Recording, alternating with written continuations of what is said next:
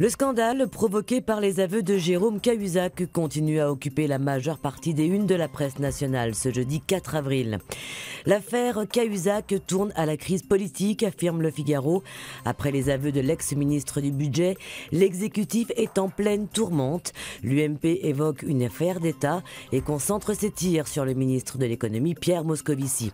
Le quotidien conservateur prévient, à droite mais aussi à gauche, certains pressent François Hollande de remanier le gouvernement.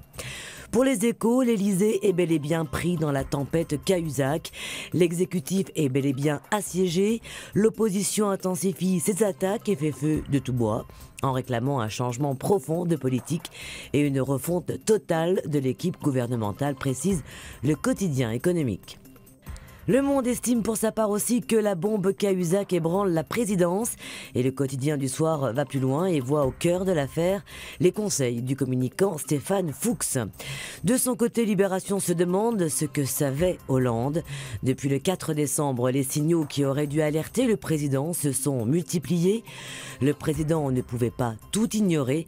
Certains hebdos notamment parlent d'une note blanche qui circulait déjà à l'Élysée.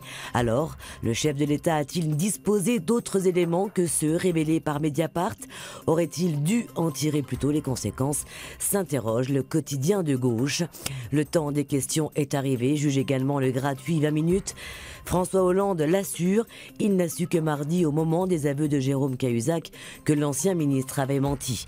L'UMP en doute et l'UDI demande une commission d'enquête sur le rôle de l'exécutif dans cette affaire. Pour aujourd'hui en France, c'est intenable. Hollande et Hérault doivent trouver une issue à cette crise majeure qui indigne les Français. En bon résumé, la République est malade de l'argent roi, s'indigne l'humanité qui explique froidement et efficacement ce que révèle le scandale Cahuzac. Si la presse attend un grand nettoyage et aspire à la morale, elle rappelle que la droite n'a guère de leçons à donner, le plus illustre de ses représentants étant actuellement mis en examen pour abus de faiblesse. Autre presse, autre titre, La Croix évoque en une le mariage pour tous et l'enjeu de l'adoption. Le débat sur le projet de loi Taubira s'ouvre aujourd'hui au Sénat, où on le sait se profile une bataille autour de la question de l'adoption simple pour les couples de même sexe. Enfin, côté sport, l'équipe rapporte que le Marseillais Joey Barton a demandé sur Twitter à Thiago Silva s'il était un transsexuel brésilien. Le joueur est en colère, l'OM s'est excusé et a recadré l'anglais.